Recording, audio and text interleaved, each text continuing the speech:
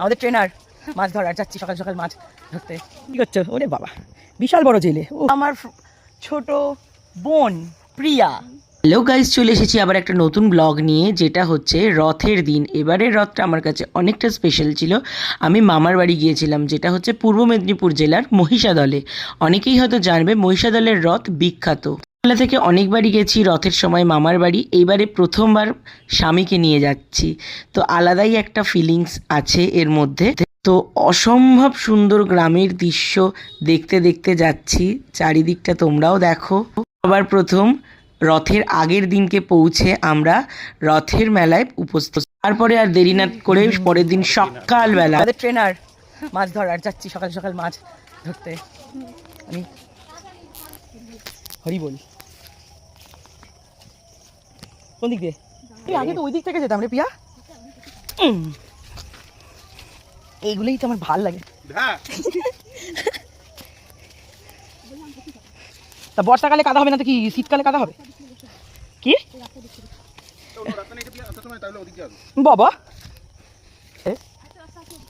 কোন দিকে? তাহলে তো ওদিক দিয়ে আসছিস নি কেন? তাহলে ওই দিক দিয়েই আসবো। কোন দিকটা? হ্যাঁ এই পিয়া পানের বরজটা কোথায় গেল? ওইখানে না?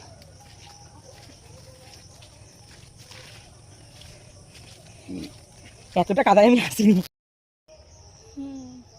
হ্যালো গাইজ, এটা আমার ছোট বোন প্রিয়া। সে হাই। হাই। আমরা এসছি মাছ ধরতে প্রিয়ার পুকুরে। এই যে আর একজন। কোন পুকুরে? এখানে কাতলা মাছ আছে? এই ছিপে ধরবে না? না তোর এই সাইজে একটাই আছে। দাও আটা দাও, ফোনে লেগে যাচ্ছে আটা। পিয়ার ফোনটা পকেটে। আরে বাহ, কেউ একটাও মাছ এখনো পর্যন্ত ধরে উঠতে পারিনি। বিগত 1 ঘন্টা ধরে আমরা এখানে জাল ফিকিরি, সরি বড়শি ফিকিরি। তমানকার ওখানে কেমন হাই তারে তো ইয়ে খেয়ে নিচ্ছে, আটাই খেয়ে নিচ্ছে, মাছের খাবার খেয়ে নিচ্ছে। সে মাছ কি ধরবে? মাছটা আগে খাও, পেটটা একটু ভরে তারপরে তাই পড়বে। পিয়া তুমি কিছু বলতে চাও? না কিছু বলতে চাই না। একটু বলো না।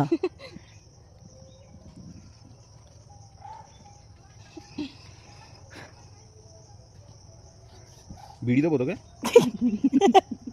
হ্যাঁ না না আমি কমা জিনিস খাই না। ও কমা সিগারেট জিনিস খাবি? খাইনি। দাঁড়া সিগারেট আনছি। এরকমভাবেই প্রথম দিনের সকালটা কাটালাম। এরপরে আমরা দুপুরের পর রথ টানতে বেরিয়ে পড়েছিলাম। তারও ভিডিও আসছে পরের ব্লগে। একই ব্লগে তো সমস্ত কিছু আসবে না। খুব মজা করেছি, সাথে থেকো।